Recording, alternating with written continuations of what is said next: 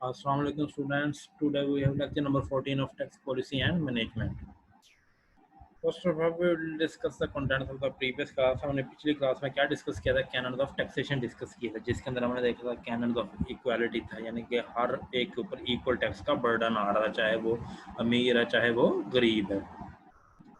In terms of amount नहीं था, यानी कि जो अमीर है उसको उसके मुताबिक टैक्स पे करना पड़ रहा था, जो गरीब है उसको उसके मुताबिक, लाइक प्रोग्रेसिव टैक्स, जिसकी इनकम ज़्यादा है वो ज़्यादा टैक्स पे करेगा, जिसकी इनकम कम है वो कम टैक्स पे करेगा। इन टर्म्स ऑफ इक्वालिटी ऐसे था, in terms of tax burden था, ठीक है, not in terms of amount के सेम अमाउंट ऑफ टैक्स पे करना पड़ेगा।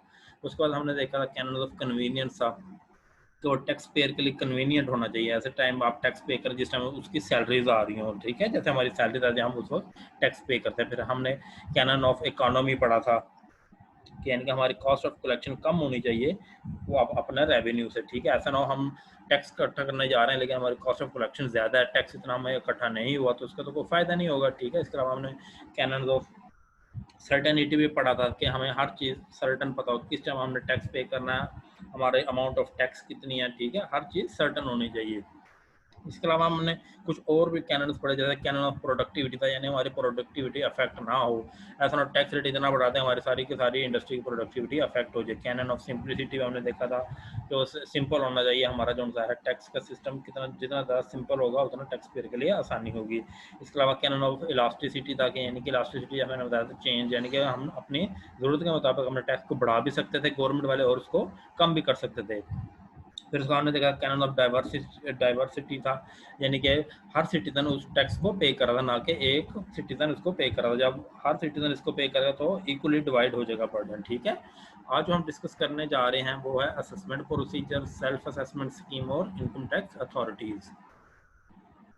सबसे पहले असेसमेंट प्रोसीजर, यानी कि असेस किसे कहते हैं? किसी भी चीज़ को एवेलुएट करना, किसी भी चीज़ को चेक करना, ठीक है, हमारी इनकम कितने, हमारे एक्सपेंडिचर्स कितने हैं, सिंपल, ठीक है। अब यहाँ से इसको देखते हैं। In the previous chapter we have discuss the procedure for calculating of taxable income under different heads of income. हमने क्या कर रहे थे? कैलकुलेशन ऑफ टैक्सेबल इनकम निकाल रहे हैं डिफरेंट हेड ऑफ इनकम। कौन कौन सा? जैसे इनकम फ्रॉम सैलरी थे, इनकम फ्रॉम प्रॉपर्टी थे, इनकम फ्रॉम बिजनेस से, इनकम फ्रॉम अदर सोर्सेज थे, कैपिटल गेन, क्या थे तुम्हारे तमाम डिफरेंट हेड्स ऑफ इनकम थे और उनके अंडर हम टैक्सेबल इनकम कैलकुलेट कर रहे थे।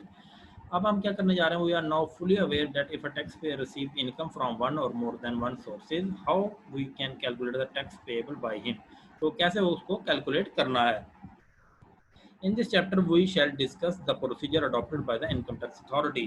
अब वो कहता है कि हमें जिस चीज़ का पता चल गया, फुली अवेयर हो गया कैसे हम कैलकुलेट करना। अब इस चैप्टर में हम ये देखेंगे कि कौन सा प्रोसीजर इनकम टैक्स अथॉरिटीज़ को अडॉप्ट करना है, किस लिए? To collect the revenue from tax payer, के टैक्स पेयर से कैसे रेवेन्यू इकट्ठा करना है। Moreover, the procedure and rules necessary to be observed by the taxpayer are discussed. अब हम इसको थोड़ा डिस्कस करते हैं। सबसे पहले हमारा साइकिल ऑफ असेसमेंट, ठीक है। The following are the major stages involve in the cycle of assessment. कुछ साइकिल ऑफ असेसमेंट की कुछ स्टेजेस हैं। सबसे पहले वो कह रहा है a person furnish the return of income. सबसे पहले वो पर्सन क्या करेगा? अपनी रिटर्न को फर्निश करेगा, फर्निश में बनाएगा, यानी मेरी इनकम इतनी है, मेरे एक्सपेंडिचर इतने हैं, उसके मुताबिक मेरी टैक्सेबल इनकम इतनी है। Assessment of return is made and the tax payable by the person is determined, यानी वो कहता है रिटर्न सबसे पहले असेस की जाएगी, ठीक है, फिर उसका tax payable by the person कितना डिटरमन उसने पे करना वो डिटरमन किया जाता होता है। सबसे पहले रिटर्न को असेस किया जाता है कि उसने इनकम सही डिस्क्लोज किया, एक्सपेंडिचर सही अलोएबल उसने डिडक्ट किया हो अपनी इनकम में से, ठीक है।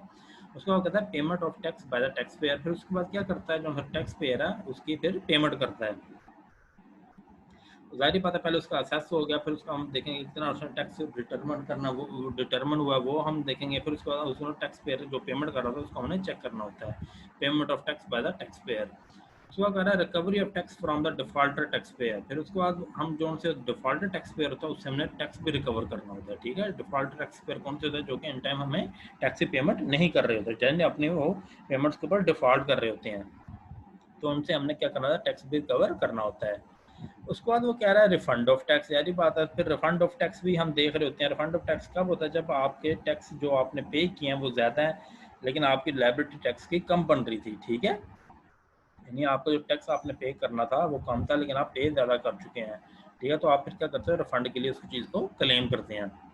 यानी पूरा का पूरा हमारा क्या था साइकिल ऑफ असेसमेंट। पहले हमने रिटर्न फर्निश कर लिए, फिर हमने रिटर्न को असेस कर लिया, फिर जितना था टैक्स उसका पेएबल था वो उसको हमने डिटरमिन किया, फिर टैक्स पेयर ने क्या किया उसको पे किया। अगर वो पे नहीं कर सका फिर टैक्स वाले क्या करते हैं recovery of tax from the defaulter tax payer. फिर उसने उसे डिफॉल्ट कर रहे थे हमारे टैक्स पेयर, वहां से उन्होंने क्या करनी होती है रिकवरी करनी होती है। उसके बाद फिर क्या होता है फिर जो मैंने बताया रिफंड ऑफ टैक्स हो रहा है, यानी अगर हमारी टैक्स एलिजिबिलिटी कम है, हम टैक्स ज़्यादा पे कर चुके हैं तो हमें रिफंड ऑफ टैक्स होता है। उसके बाद कहता है who should furnish a return, कि कौन फर्निश करेगा रिटर्न को, कौन कौन रिटर्न बनाएगा, ठीक है, इनकम की अपन एक्सपेंसेस की।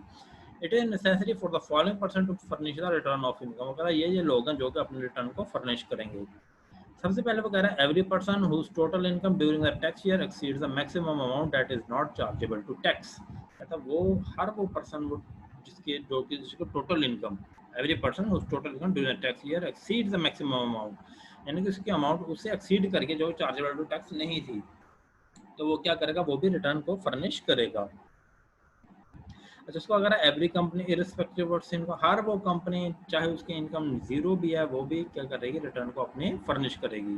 और हर वो पर्सन जिसकी टोटल इनकम एक्सीड कर देती है मैक्सिमम अमाउंट से that is not chargeable to tax, तो वो क्या करेगा वो भी क्या करेगा रिटर्न फर्निश करेगा। और कंपनी उसकी इनकम से हमें कोई गर्ज नहीं, लेकिन पर्सन की सूरत में हम इनकम से गर्ज था, अगर उसकी इनकम मैक्सिमम अमाउंट से एक्सीड करती है तो वो भी क्या करेगा रिटर्न बनाएगा। उसका कह रहा है एनी नॉन प्रॉफिट ऑर्गेनाइजेशन, ठीक है, जो भी नॉन प्रॉफिट ऑर्गेनाइजेशन है वो भी क्या करेगी फर्निश करेगी रिटर्न को।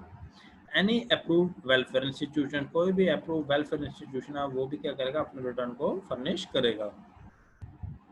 उसके बाद वो कह रहा है any person who has been charge to tax for any of the 2 years immediately percent the previous tax year, यानी कोई भी ऐसा पर्सन जो कि दो टैक्स ईयर से अपने रिटर्न को जमा करवाता रहा, उसके लिए भी जरूरी है को अपने रिटर्न को फर्निश लाजमी करे।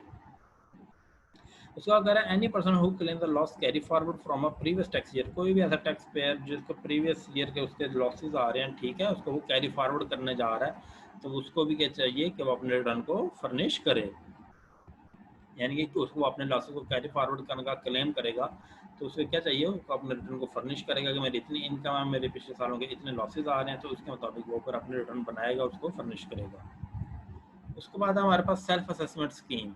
The objectives of the scheme work, सबसे पहला ऑब्जेक्टिव क्या है to create mutual confidence between the tax payer and income tax department.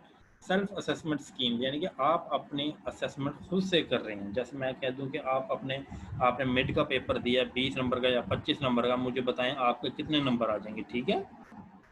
आप कहते हैं सर हमारे 25 में से 16 आ जाएंगे या 17 आ जाएंगे, फिर क्या करता हूँ मैं उसको एवेलुएट कर रहा होता हूँ, मैं उसको असेस कर रहा होता हूँ कि आया कि जो आपने बताया था वो ठीक बताया था या नहीं बताया था। फिर उसके अंदर फिर हम चेंजिंग करते हैं, फिर अमेंडमेंट्स वगैरह करते हैं कि जी आपने जो बताया था वो कम नंबर से बताए थे या आपने ज़्यादा नंबर बता दिए थे, ठीक है, फिर उसके मुताबिक हम उसको चेंज कर रहे होते हैं। इसी तरह सेल्फ असेसमेंट स्कीम का भी यही है, वो कहता है to create mutual confidence between tax payer and income tax. हम क्या इसके अंदर अपना कॉन्फिडेंस को क्रिएट कर रहे थे, डेवलप कर रहे थे, किस किस के दरमियान टैक्स पेयर और इनकम टैक्स डिपार्टमेंट के दरमियान।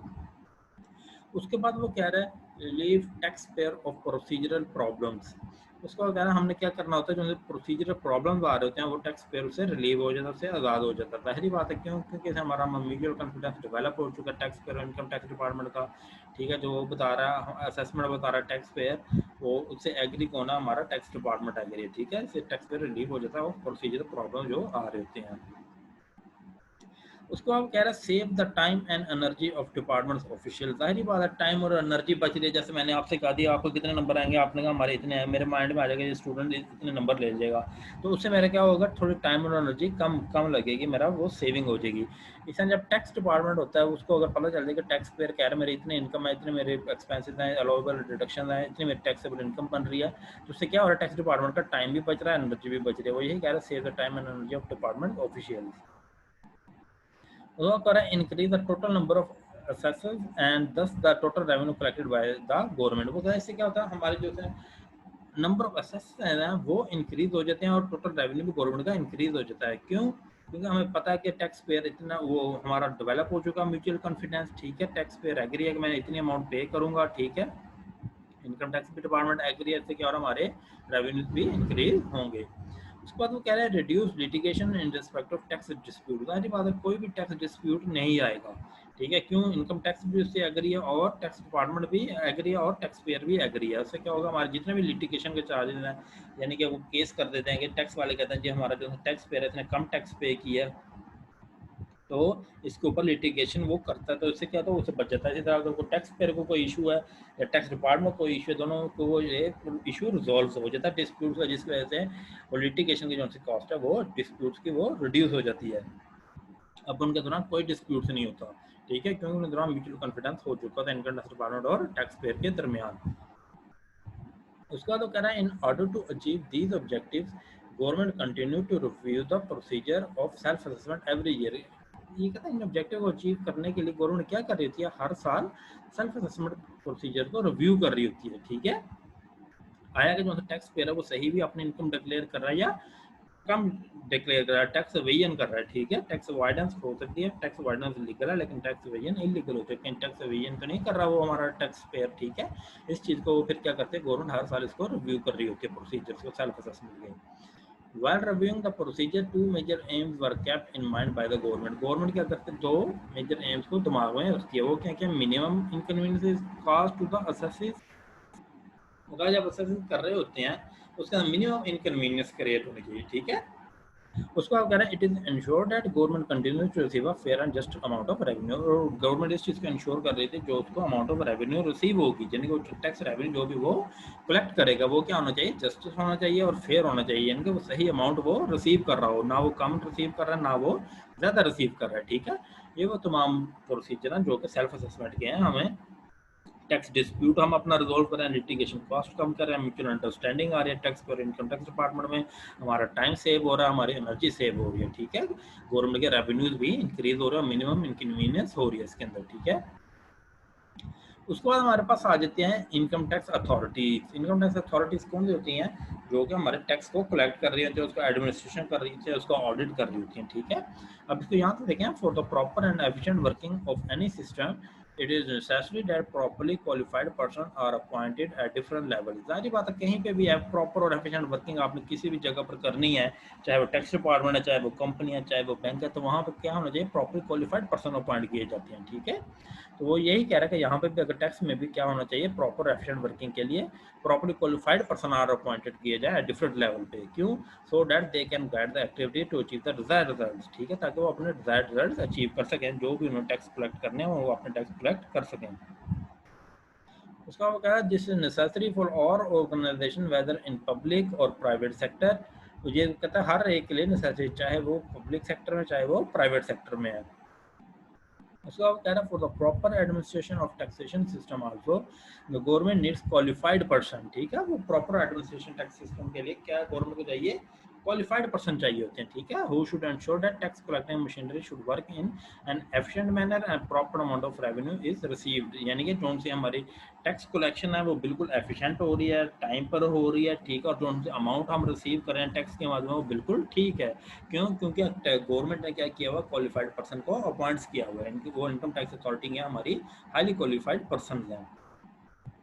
On the other hand, there is also a need that this work should be performed in a justifiable manner। दूसरा ये है कि जो हमारा ये काम है वो कैसे होना चाहिए, justifiable manner में होना चाहिए। ऐसा ना हो कि हम उसके अंदर टैक्स एवेजन को मिस कर रहे हो, ठीक है। हम टैक्स वायर को टैक्स एवेजन कर रहा है हमारा को टैक्स पेयर, हम उस चीज़ को कंसिडर ना करें, ठीक है। इस चीज़ को भी हमने क्या करना है, इसको जस्टिफाइबल मैनर के अंदर परफॉर्म करना अपने काम को। उसका वो कह रहा है keeping in view this goals income tax ordinance 2001 provide us the detail of officials and bodies appointed to run the income tax machinery of the country. यानी कि इनकम टैक्स ऑर्डिनेंस हमें पूरी डिटेल बताता है, ऑफिशियल्स की पूरी एक hierarchy बताता है कि कौन सा पर्सन किसके नीचे आएगा, वो कैसे इनकम टैक्स मशीनरी कैसे मुल्क की चलेगी, वो कैसे इनकम टैक्स अथॉरिटी टैक्स को कलेक्ट करेंगी, कैसे उसको एडमिनिस्ट्रेशन करेंगी। उसको कह रहे हैं income tax authorities there shall be the following income tax authorities for the purpose of this ordinance and rules made thereunder namely, यानी वो कौन कौन सी अथॉरिटीज हैं। सबसे पहले कह रहा है board, board mean federal board of revenue, income tax authority सबसे पहले हमारे। उसके बाद चीफ कमिश्नर इनलैंड रेवेन्यू है हमारा, ठीक है। उसके बाद हमारे पास आया था कमिश्नर इनलैंड, सबसे पहले था चीफ, फिर उसके बाद आता सिंपल कमिश्नर इनलैंड रेवेन्यू। फिर उसके बाद है हमारे पास कमिश्नर इनलैंड रेवेन्यू अपील्स का आ जाता है, ये अलग है और सिंपल कमिश्नर इनलैंड रेवेन्यू अलग है। उसके बाद है एडिशनल कमिश्नर इनलैंड रेवेन्यू। फिर उसके बाद हमारे पास आ जाता है डिप्टी कमिश्नर इनलैंड रेवेन्यू, ठीक है। फिर असिस्टेंट कमिश्नर इनलैंड रेवेन्यू, तमाम कमिश्नर हैं इनलैंड रेवेन्यू को, डिप्टी कमिश्नर है, कोई असिस्टेंट कमिश्नर है, ठीक है, कोई चीफ कमिश्नर है, तो सिंपल कमिश्नर है इनलैंड रेवेन्यू का। उसके बाद हमारे पास स्पेशल ऑडिट है जो कि सिंपल सारा का सारा ऑडिट करा था है कि टैक्स कलेक्ट सही भी हो रहा है, जस्टिफाइबल मैनर हो रहा है, फेयर मैनर हो रहा है, ठीक है। उसके बाद हमारा ऑफिसर इनलैंड रेवेन्यू है, यानी ऐसी हायरार्की ये नीचे से नीचे आ रही है। उसके बाद है इनलैंड रेवेन्यू ऑडिट ऑफिसर है, जो कि इनलैंड रेवेन्यू जो भी कलेक्ट हो रहा है उसका वो ऑडिट कर रहा होता है कि प्रॉपरली एफिशिएंट मैनर के अंदर हमारा टैक्स कलेक्ट हो रहा है, ठीक है, उसके अंदर कोई टैक्स एवेजन वगैरह तो नहीं हो रही। उसके बाद वो कहता है inspector inland revenue and auditor inland revenue. तो ये तमाम की तमाम कौन है, अथॉरिटीज है इनकम टैक्स की हमारे पास। Apart from the above authorities, certain other bodies have also been created under the income tax law। वो कहता है इसके अलावा और भी हमारी इनकम टैक्स बॉडीज हैं, वो कौन कौन से, वो कहता है these statutory bodies are, सबसे पहले क्या, director general information management system, DG क्या, वो हमारा इंफॉर्मेशन मैनेजमेंट सिस्टम का। दूसरा वो कह रहा है director general intelligence and investigation, यानी कि आएगा वो सही कंपनीज को चेक कर रहा होता है कि वो इंटेलिजेंस कर रहा था कि वो इनकम को सही बता रही हैं या गलत बता रही हैं, उनकी इन्वेस्टिगेशन वो कर रहे होते हैं। फिर हमारे पास आते हैं director general inspection and audit, यानी तमाम इंस्पेक्शन और ऑडिट को चेक कर रहे थे। फिर director general human resource management होती है, ठीक है।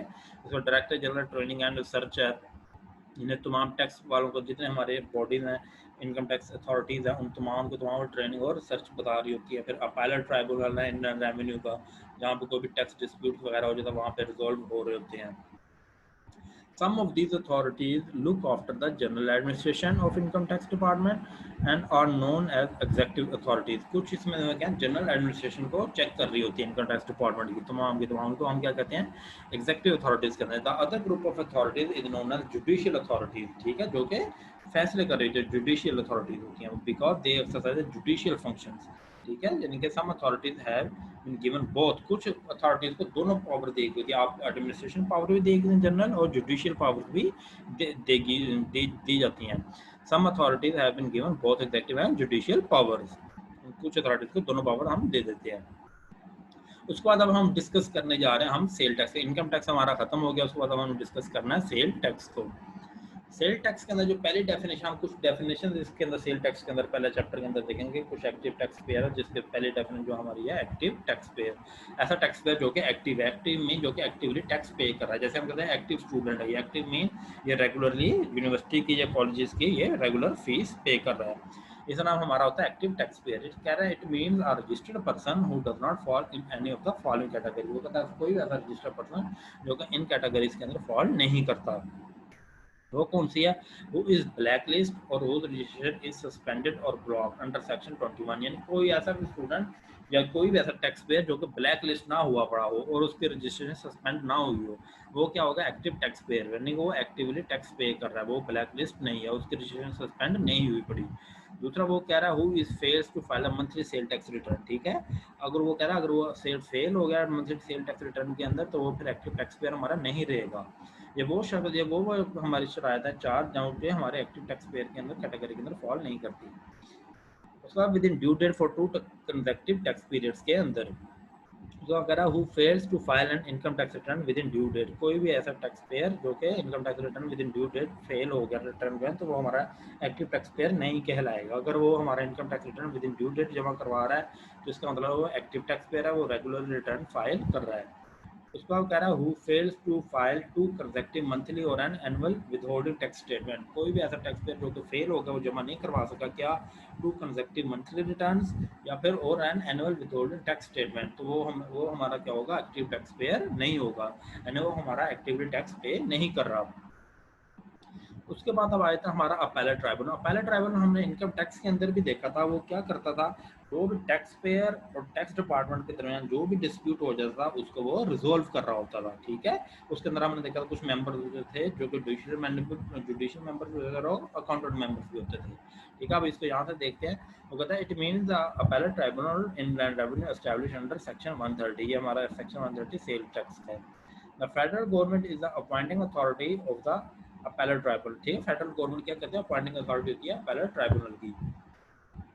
कहता है any person including sales tax department if not satisfied with the decision और order passed by a commissioner of inland revenue can appeal to the appellate tribunal. जैसे हमने income tax में पढ़ा था, कोई भी ऐसा पर्सन जो सेल्स टैक्स डिपार्टमेंट से है, वो अपने सेल टैक्स से एग्री नहीं है, कोई भी डिसीजन लिया गया उसे सेटिस्फाई नहीं है, तो वो कहाँ पे अपील करेगा? Commissioner of inland revenue appeals को, कि जी आपने जो मेरा सेल टैक्स लगाया, यहाँ पे हम सेल टैक्स की बात करेंगे, वो बहुत ज़्यादा है, मैं इससे एग्री नहीं हूँ, तो फिर क्या करता है? अपनी अपील कर रहा होता है, ताकि अपीलेट ट्राइब्यूनल के अंदर जाके इनके डिस्प्यूट सॉल्व हो चुके, जो कि income tax sale tax department और टैक्स पेयर के दरमियान आ रहे होते हैं। उसका वो कह रहा था appellate tribunal consist of two types of members. इसके लिए कितने टाइप्स के मेंबर्स होते हैं? 2 टाइप के मेंबर होते हैं। एक होते हैं जुडिशियल मेंबर्स और दूसरे होते हैं हमारे पास अकाउंटेंट मेंबर। तो ये तमाम हमारा क्या होता है? Appellate tribunal. Okay, thank you.